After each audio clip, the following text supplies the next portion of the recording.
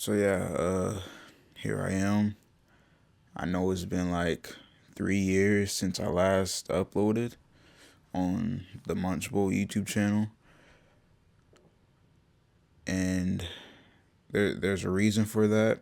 There's also a reason that I'm coming back with this specific video.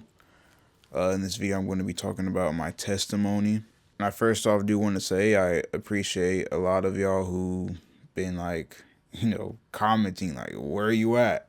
Come back." And some of you have gotten a response from me where I just said, I don't feel led to make videos at the moment. And I'll make a video whenever I feel led to. So the fact that I'm making a video right now should show the importance of it. But for a lot of you who followed my channel for some length of time, you kind of know where I stand when it comes to, my relationship with Christ and things like that.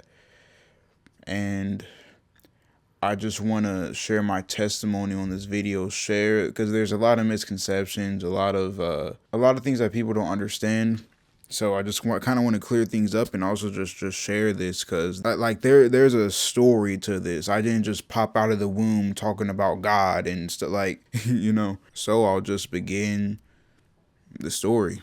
Growing up, I was obviously told about God at some point in time growing up because I remember having an interest in God. And mind you, my family was not like religious fanatics or anything. They were just like, the average person. You ask an average person on the street, "Hey, you a Christian?" A lot of them will say, "Yeah," because, most people, they, were, brought up that way, or because most people say they believe, Christ exists. So that's kind of the, household I grew up in, but it wasn't like, we were talking about God all the time or anything like that. It's just, I just had an interest. I heard about God at some point and had a heavy interest in God. I grew up with my dad, my mom, and one sister. I had another sister, but she is kind of in a way like a half sister. And basically I didn't grow up with her. I just grew up with my mom, my dad, and my sister. And growing up, it was actually a lot of poverty. Like stories of my mom and dad looking for change in the couch. That's actually interesting. I just picked up coins. Like I did not plan on. That's interesting. But I remember them telling stories like them looking for change in the couch and all type of stuff. Me simply wanting to get some fast food or something, but it was a lot of times a no because, they just didn't have the money for it. Or I think they were trying to be wise with how they were spending their money. But growing up, I never like felt poor or anything like that. They took good care of me and I'm very grateful for that. As far as school, I was pretty quiet in school, didn't really, talk too much. I was well behaved, got good grades. That's just the way I was raised. In a way, it was like a typical lifestyle. It was a typical growing up. But things started to really change. There was a really big event that happened. There came a point in time where my mom and my dad were not getting along very well. They were having a lot of arguments, and the intensity of the arguments seemed like they were just increasing and increasing. Just as a disclaimer, I love my parents. I'm not trying to rat them out or anything like that. I was involved in this, so it would be a disservice to others who may have gone through a similar thing or whatever the case be if I don't speak out about, my experiences and stuff like that. So, nor do I think my parents are the same people they were back then. They've grown since then, But there came a point in time where I think I was like 7 or 8 years old, and my dad threatened to kill everybody in the house. And I remember when he said that, like, because I think I had my door open or something. And when he said that, like, I heard him just boom, like, shut my door because I was scared. I never heard him say anything like that before. And then eventually things like simmered down and calmed down, and he later on said that he would never say anything. He was sorry. He would never say anything like that again and things like that. But the fights continued. The arguments continued. There was times where he was hitting on my mom, and I remember going up behind him trying to hit him, but I was a child, so obviously I didn't prevail anything. And there's other things I don't necessarily even need to go into the details about. Y'all get the point. So eventually my mom, she had enough of it, and she moved out with me and my sister, which my sister was older She's like 6 years older than me. So my mom took me with her and my grandma, who was living in actually another town. She came up to the city my mom was at, and she got an apartment, and basically we were living with my grandma for like, was it like a month or 2 or 3 or however long, basically until my mom she like got a place like solidified, and it was in the same apartment complex. So we like lived like 5 minutes, like a 5 minute walk from each other. And then with that came, switching schools, and I got into a certain school, and let's just say I wasn't used to that type of environment. I was exposed to a lot of things. I mean, people like 9 years old, just cussing, sexual jokes, just a lot of like, immorality, disrespecting teachers, like at a high level, like disrespecting, fights, all type of stuff. And I wasn't used to that environment, so it was a surprise to me when I got there. But eventually I adapted. I didn't necessarily behave the way that they were, but I kind of got used to it after a while. I'm like, okay, this is my school, this is the environment I'm in, it is what it is. And bear with me as I'm telling the story, because there's a reason I'm saying certain things. So as you could imagine, those things had an effect on me, and I don't think I necessarily felt like it had an effect, but obviously it did. Nobody just goes through that and is just numb the whole way through it, especially being really young. And that's why I'm taking so much time to go in certain details about like me when I was really young, because you could do this research for yourself. I think they say like between the ages of 7 and 12 are like critical points in children's lives, and if they go through like certain trauma between those ages, then basically it can have like a lifelong impact on them and literally affect the rest of their life. So there's a reason why I'm talking about so many things when I was like really young. So as 5th grade came around, there was a girl that, I thought I really, really liked. Then I started to like her like a lot. And I was a quiet person, so it wasn't like I was always talking to her, but like I wanted to so I wanted to like, express myself a little bit or whatever. So like I was like buying her stuff for Christmas, buying her stuff for Valentine's Day, boxes of chocolates, like a box of chocolates. I was like, I was not playing any games. Like I was, so yeah, that happened. But she still either she wasn't getting the hint that I was interested in her, or she was like playing naive. And actually I found out that this girl was going to the same church that I was going to, at least the church that my mom was bringing me to. And she was like in a little like 5th and 6th grade group. So I'm like, well, let me slide in there. Actually, I think she was asking me to go to it. So, I would show up, and she would like rarely be there. But I actually was really enjoying the class. I was feeling like I was learning a lot, and I actually enjoyed it. But there came a point in time where in school, someone actually asked me out for her, and I didn't believe it, because people were always playing around with me like, oh, she likes you and this and that. I didn't really believe them.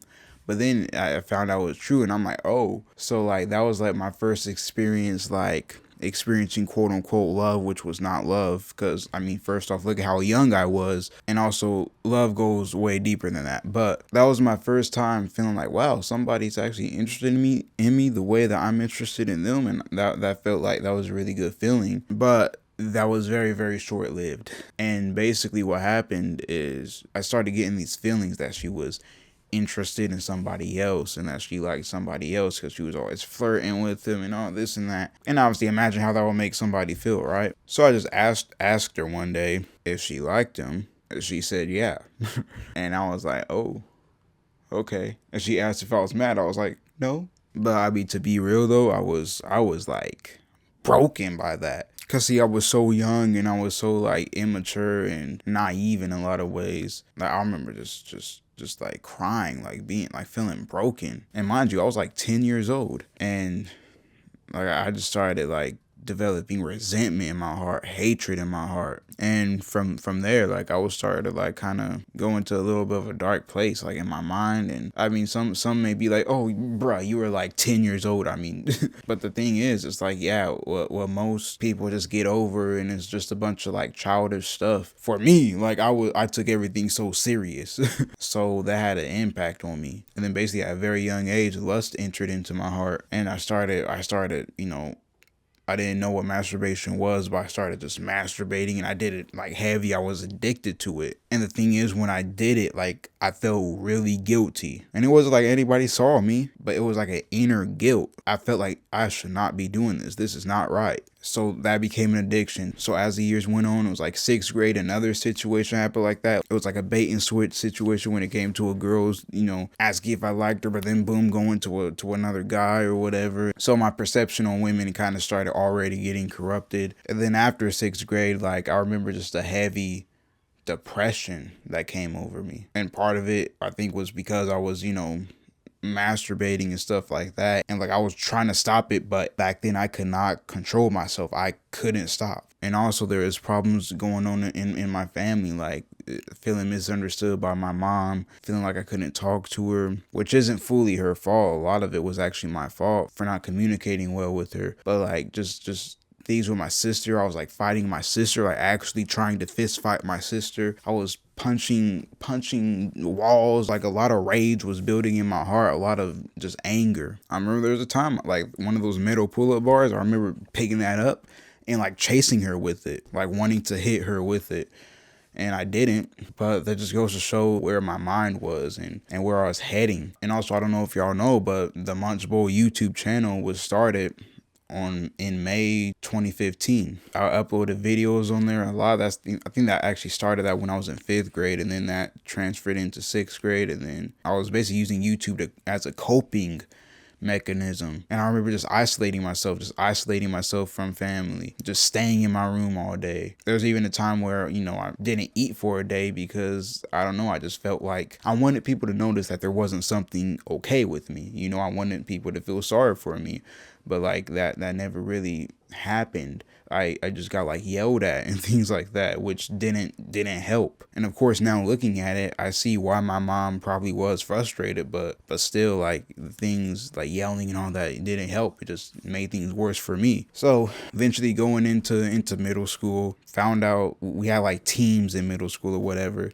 and whoever was on a certain team, they would have like classes together or whatever, and they would be in the same hallway or whatever. So that same girl that, broke my heart, she was on my team in middle school. So that's like the 3rd year of me being around her. And mind you, I had so much resentment in my heart and all of that. So many times when I would see her, I would just be like resentful. And I started getting into like rap music and stuff like that. And actually it was at that point when I started making music, I kind of put YouTube down and picked up music, and I started learning about how to do music and things like that.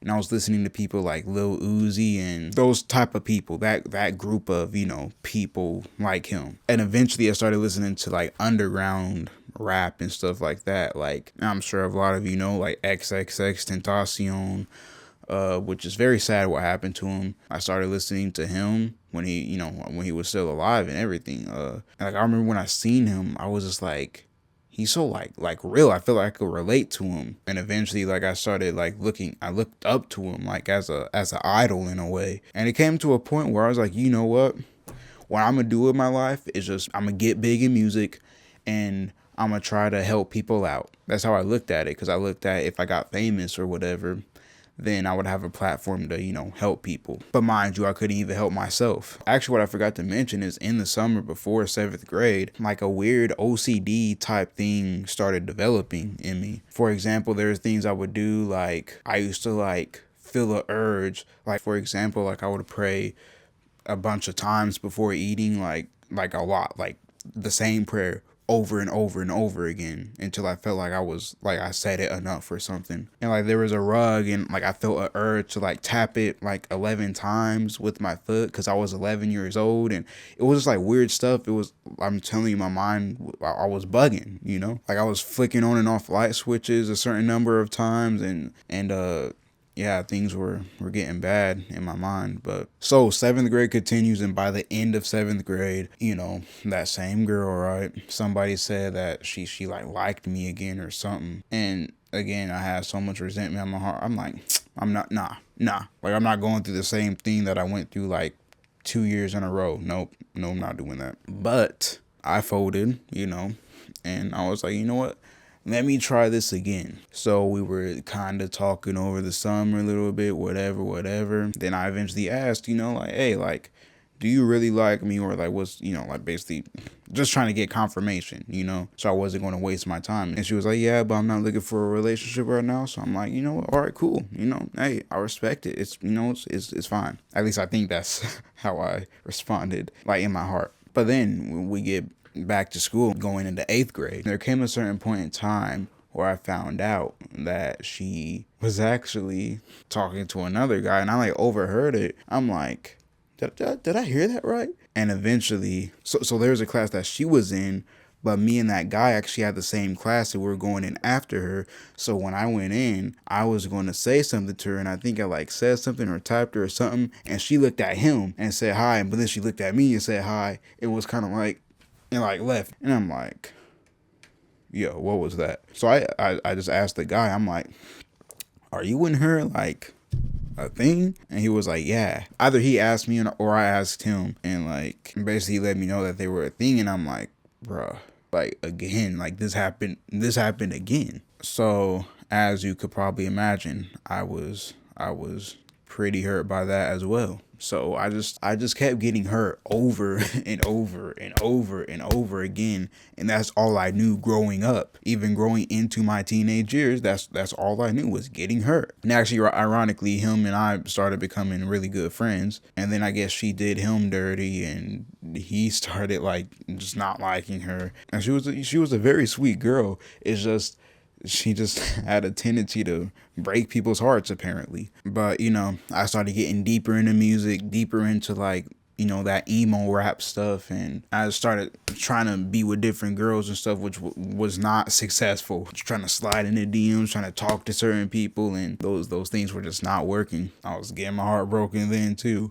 And I was just getting in a darker and darker and darker place in my mind. I was depressed, had a lot of anxiety, and I just used music to numb everything, basically. I had like a little group of people, or at least like 2 people I was like kind of making music with a little bit at the time. But even in a way, I felt like I didn't even have friends that I could really relate to. So eventually, middle school ended, 8th grade ended, and I actually got to a point where I started talking to that girl again. Not trying to be with her or anything, even though I probably really wanted to, but like I felt like she was the only one that really understood me, even though she really didn't. It was just, I just felt comfortable talking to her. Like I wanted to like pour onto somebody. I didn't feel loved, and I was searching for love, really. But I was so messed up, she couldn't help me. And in that same summer, as I was telling you, X was, I'll just call him X. He was my favorite rapper at the time, and I looked up to him in a lot of ways. But on June 18th, 2018, he was shot dead. And I remember when that happened, when I heard about it, like I was like broke. Like I was like broken. Like I felt like something was ripped out of me. And it was just a really sad situation. And I remember even waking up days after, like just with the heaviness over me, just waking up with like a cloud over me. So I was just a broken mess. I mean, and I actually started getting into things like trying to open my third eye and trying to, I think, astral project and lucid dream. And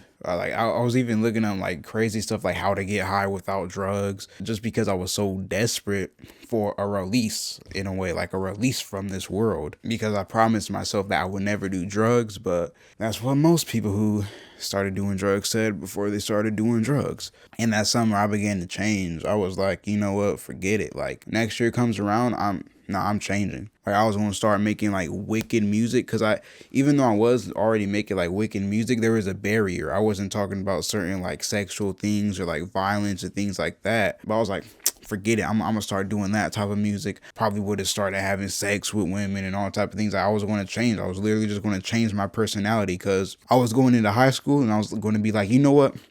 New start to my life. I'm done with this stuff. I'm going to just change. I'm going to switch up, basically. But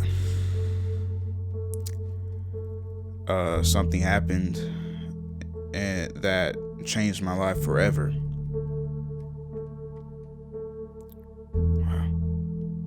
Mind you, all through what I told you, I thought I was a Christian. I was going to church every Sunday, and even at a time where they told us if we wanted to be saved, then just say like a sinner's prayer. That prayer where it's, goes like, Lord, I confess that I'm a sinner. I believe that you died for me. basically things like that. And like there was even times, like even that same summer, where I would like feel guilty. I would just be like, I didn't know what else to do. I'm like, okay, let me just pray that sinner's prayer again. But basically one night came and I was doing my, my nightly ritual, isolating myself in my dark room, just watching YouTube all night. And there was a video that kept on coming up called How to Survive a Stabbing. I seen it recommended like multiple times throughout that summer. So I'm like, let me just watch it, let me see what it's about. And basically it was about a man in the UK, how he got stabbed, but since the blade was left in his stomach, he didn't bleed out. And after watching the video, I wasn't like, yeah, he survived the stabbing.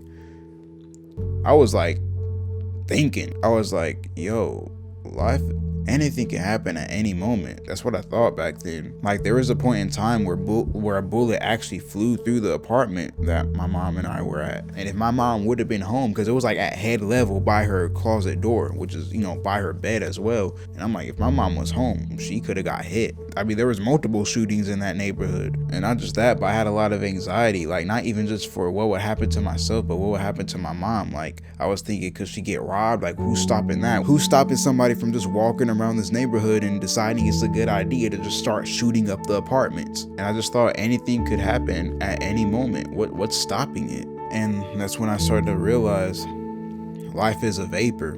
It's here for one moment, and then just like that, it's gone. And what then?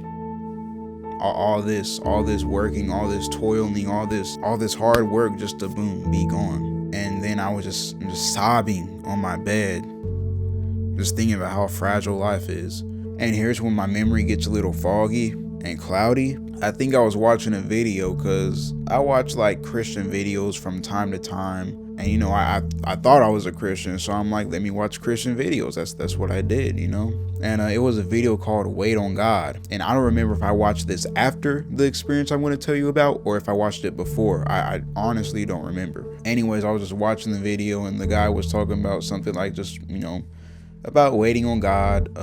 Again, like I said, whether it's before the video or after, I don't remember. But all I remember was I was in my dark room, and something just happened. Something happened to me. It was like heavy, like within me. And if I had to put it into words, it would be like God saying to me, why are you taking what my son did on the cross for granted? And like it hit me deep, like at another level. And from that moment, again, I don't remember exactly what happened in that moment, but I remember coming out of that moment, I was changed, like completely changed. I no longer have the same desires. And I realized at that moment, I am not living the way I'm supposed to be living.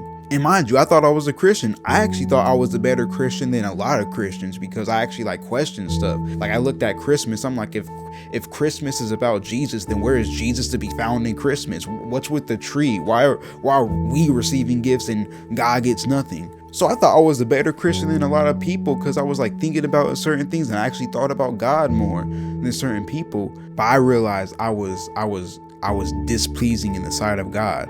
And he came to me that night and touched my heart, and changed me in a moment. And I remember after that, I'm just like, yo, I gotta do something. I remember just getting on Instagram, and I like put a picture of, it was a graven image. Sadly, we're not supposed to promote any image of Jesus, because a lot of those images are false images. But I put an image of who was supposed to be Jesus on a cross on my Instagram, and I was like just typing like, I'm so sorry for taking this gift. I'm so sorry for taking your gift on the cross for granted, or whatever I was typing up. I remember I just downloaded the Bible. I started reading the Bible, and from that day forward, I was reading the Bible every single day. And I was just growing and growing and growing, trying to seek God, because he literally changed my desires. And it's at the moment right when I was done with life, and I was like, I'm gonna change up. I'm gonna just go head first into what I thought was going to be a better life for myself, which I don't know what was on the other side, but I know it was nowhere good. I was getting into that false spirituality stuff. I was going to open myself up to demons, was most likely going to start just having sex with a bunch of women, was most likely just going to, down the line, I could have committed suicide if I got too far. I was most likely going to start doing drugs, because actually going into that school that I was about to go into, it was easy access to drugs. All I had to do was know the right people, and I had the plug or whatever. Because remember, I was desperate to get high, and I mean, most people who started doing drugs at one point said they would never do drugs. And I believe why God touched me and grabbed me out of that before I got into that stuff is because I probably would have went so deep I probably couldn't have come back. I probably wouldn't have come back. So it's not that I chose Jesus. He chose me. So it's not that I necessarily called out to Jesus. He called out to me. He stuck his hand out to me and I grabbed it. And it just shows the mercy of God. Because if I would have died in my sin, I would have went to hell.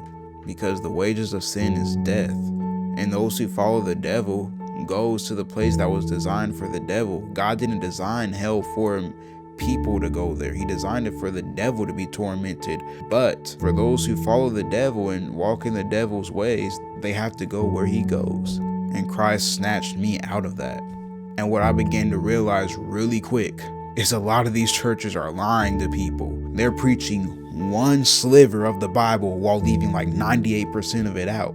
And I realized so quickly that even the church I was going to, there was a reason I wasn't saved there, because they weren't really showing me the true way. That's why it's so important for one to get in the Bible for themselves, to seek Christ for yourself, so you're not lied to, so you're not deceived by people. It's not that having a pastor is bad. You just got to find a pastor that is preaching the same thing you're reading in the Bible, that preached the same thing Jesus preached.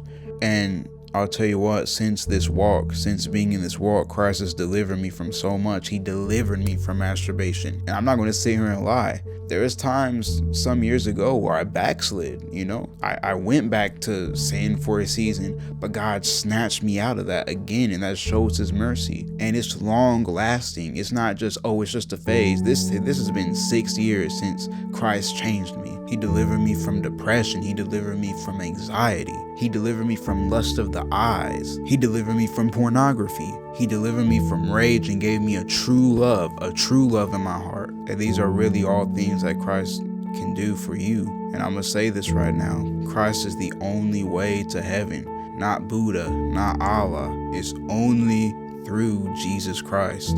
Because guess what? Christ is the only God who really loves you. Allah doesn't love you. Buddha does not love you. Jesus Christ is the only God who came down from his throne and died for you. Went through the punishment that you were supposed to go through. There's a reason hell is eternal, because the Father, God the Father, which is one God, but there's three in one. There's a mystery to godliness. God is so amazing. It's very difficult to comprehend him. But as you seek him, he will start to reveal things to you, and it will start to make more sense. But the wrath that was supposed to be for everyone on the earth who transgressed against his law, be reminded that Jesus Christ is the Son of God. So there is a father-son relationship, even though it's one God. And I heard a blessed man of God say this. Imagine a father, as he's talking to his wife, he keeps an eye out on his son who's playing in the yard in front of him. But some guy who doesn't know how to drive in a neighborhood comes and smashes that man's son, and that man's son died. Imagine the wrath that would be in that father against the guy who killed his son. But you know what? The Father God, when man killed the Son of God, imagine the wrath of the Father when they spit on him, beat him, mocked him. All of that wrath that was stored up for them, which includes us, because our sin is ultimately what had Christ on the cross. Jesus, while he was on the cross, said, Father, forgive them. They don't know what they're doing. So all that wrath that was supposed to burn all of us for eternity, all of that wrath that God had directed for you, he turned and put it all on his son, who was sinless, who didn't deserve any of it. And you know what? Christ was the only one who could handle it as well. He could absorb that eternity's amount of wrath, and he went through the pain. But because he was sinless, hell could not hold him. So he rose from the dead. And that means anybody who gives their life to Christ, he can make you rise from the dead. You being dead in your sin, you being depressed, you being addicted to unclean things, he could free you from that. He did it for me. He did it for so many other people. He did it for homosexuals. He did it for literal murderers. He did it for prostitutes. He did it for just even average everyday people. It's only through Christ you could be freed from sin, and he's the only way to heaven, and he loves you, and he does not want to see you perish. That's why he sent his son. I'm telling you, he's real. His power is still real. His power is still here. I've literally heard and witnessed demons being casted out of people. There's literally been miracles happening, literal signs and wonders, literally the presence of God. But honestly, one of the biggest proofs is he changed me. I couldn't change myself. He's the only one who could do it. So if you're not saved and you're savable, he extends his arm out to you to follow him. How do you not know that God isn't using this video to try to call you to him before it's too late for you? Because tomorrow's not promised for anybody. And it's not about keeping a certain set of rules. If you give your life to Christ, he will do the rest for you as long as you submit to him. He will take sin away from you. He will cause you to live holy. He will cause you to live clean. It's not that you got to talk all religious or look all religious with the way you dress. I'll say this from experience. The closer you get to Christ, the more of his character will build in you. You will start to think different. You will start to talk different. And he will give you the power to fight against the demons. Yes, there's literal demons fighting against people and literal demons inside of people. And God will give you his spiritual weapons to fight them, to gain victory in your life over these things. And I'm telling you, Christ really does love you. When he was on the cross, he had you on his mind. But what are you going to do? Are you going to take it for granted like I did and just live however you want to? Or are you going to choose to honor Christ and live your life for him and give your life to him? For after all, he gave his life for you. So Christ is calling out to you and he's reaching out to you. And it's not about going to a church building. Like I say, most church buildings, just being honest, they're not preaching the full truth. They preach what's convenient for them to believe.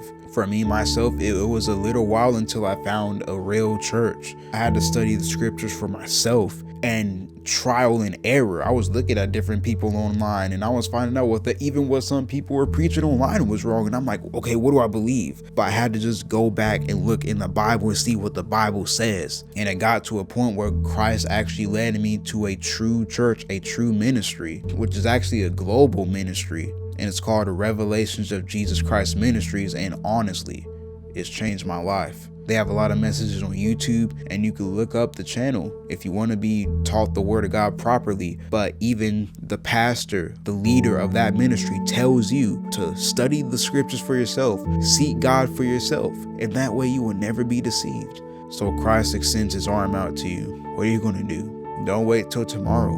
You have the chance right now what you're going to do. You know whether or not you feel a tugging to get right with Christ. You feel it. Those of you who feel it, you know that you feel it. And I'm not going to lead you in a prayer. After this video was over, just get on your knees and truly talk to God. You don't have to sound all religious. He understands the way you speak. Just talk normally to him. Apologize to him. Express how you feel to him and give your life to him. Start living for him and he will change you. And he will make you clean by his blood that was shed for you. And whether you confess it now and bow your knee to him now, whether you do it or not now, you're going to do it later. Because every knee will bow and every tongue will confess on the day of judgment that Jesus Christ is Lord, to the glory of God the Father. You can't make it into heaven by how good you've done. What type of judge, if a person committed a crime, will that criminal go up and say, well, I don't have to go to jail because I did a bunch of good things? No, they're going to get sentenced because of the crime they committed. It doesn't matter how much good they've done. And that's why we need Christ, because so much of us have done so much wrong in our lives. We need his blood to cleanse us. And I'm telling you, once you give your life to him, he will change you. He's done it for me. And before I even knew he did it for other people, I started learning about other people's testimonies and they got delivered. And this is real. This is real. Jesus Christ is real and he wants to save you. So the invitation is out to you. Choose this day whom you will serve. In Jesus' name, Amen.